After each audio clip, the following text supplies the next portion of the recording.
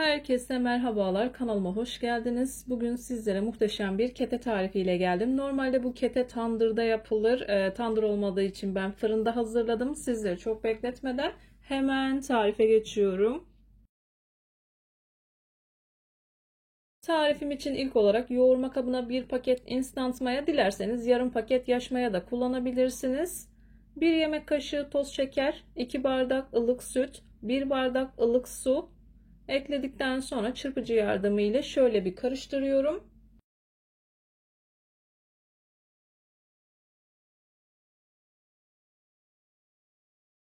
İyice karıştırdıktan sonra 3 adet yumurtam var. İkisinin sarısını üzeri için ayırdım. Diğer yumurtaları ekledim. İyice karıştırdım. 200 gram kadar tereyağı erittim. 1 çay bardağı kadar da sıvı yağını karıştırdım. Onu da ekledim. Çırpıcıyı içerisinden çıkartıyorum. Göz kararı olacak şekilde yaklaşık 2 bardak kadar un ekledim. Unun üzerine 1 yemek kaşığı dolusu tuzumu ekledikten sonra yavaş yavaş hamurumu yoğurmaya başlıyorum.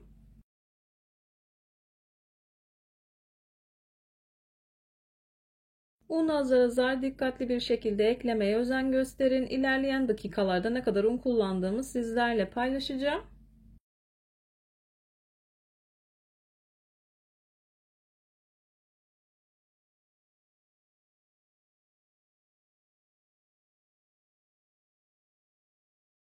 Hamur yavaş yavaş toparlanmaya başladıktan sonra unu bu aşamadan sonra çok az kontrollü bir şekilde kullanın.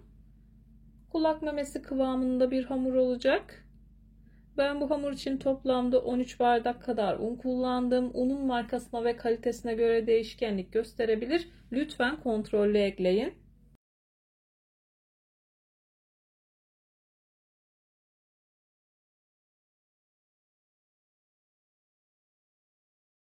Kete hamur yaparken dikkat etmeniz gereken en önemli nokta özlü ve güzel bir hamur yoğurmanız. Hamuru ne kadar güzel yoğurursanız yaptığınız hamur işi tariflerinden o kadar memnun kalırsınız. Toparladıktan sonra bir 5 dakika kadar da yoğurdum. Üzerini kapatıyorum. 1 saat kadar mayalandırıyorum. Mayalanma süresi odanızın sıcaklığına göre değişkenlik gösterebilir. Hamur 2 katına çıktıktan sonra hamurunuzu kullanabilirsiniz.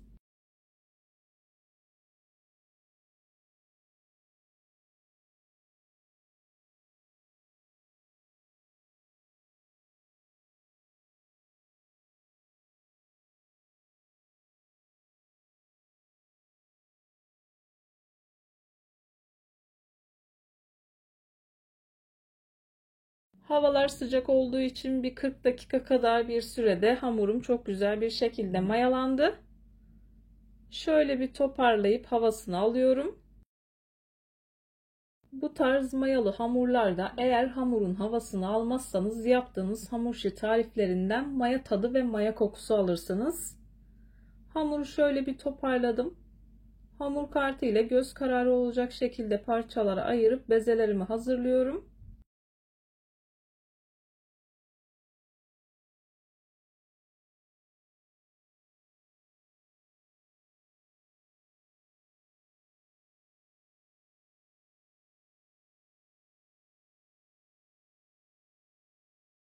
Göz kararı parçalara ayırdım. Daha sonra ölçüyü kendi el ayarıma göre ayarladım.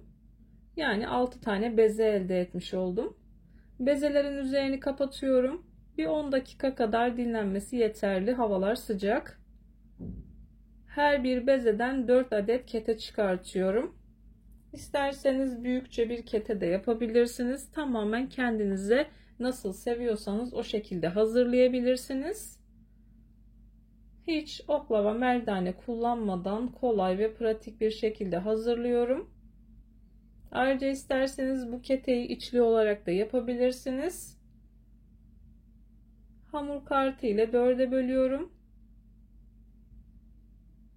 Daha sonra bir çırpıcının sap kısmını kullanarak delikler açıyorum.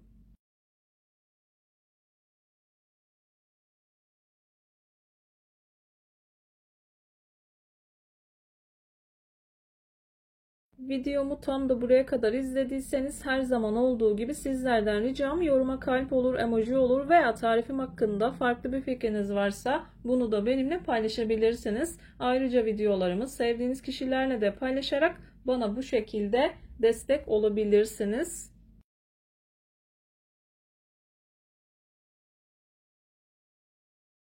Hamurları ilk etapta tepsiye yerleştiriyorum. Her iki beze bir tepsi oluşturuyor. Üzerine bu şekilde delikler açıyorum. İstediğiniz gibi hazırlayabilirsiniz. İsterseniz üzerini çatalla da çizebilirsiniz veya çatal batırabilirsiniz. Bu şekilde hazırlıyorum. 15-20 dakika kadar tepsi mayası yaptıktan sonra üzerlerine yumurta sarısı ve süt karışımı sürüyorum. Ben çok az pekmez de ekledim. Eğer pekmezin tadını sevmiyorsanız kullanmayın. 15 dakika kadar tepsi mayası yaptım. Çok güzel bir şekilde kabardı. Üzerlerine yumurta sarısını sürüyorum. Önceden ısıtılmış 180 derecelik fırında altı üstü güzelce kızarıncaya kadar ketelerimi pişiriyorum.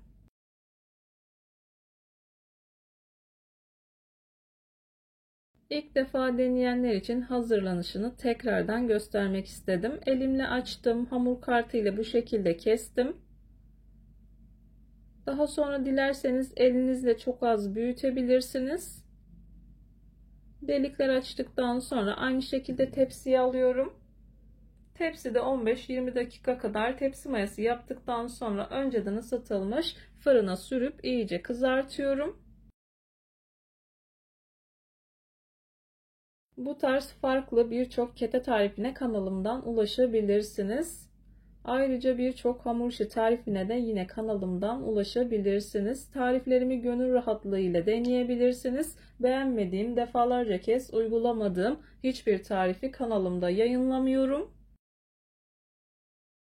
Tepsiye aldım. Yumurta sarısını sürdükten sonra pişirdim. Gördüğünüz gibi çok güzel bir şekilde kabardı. İlk sıcaklığı çıktıktan sonra sizler için doku testi yapıyorum.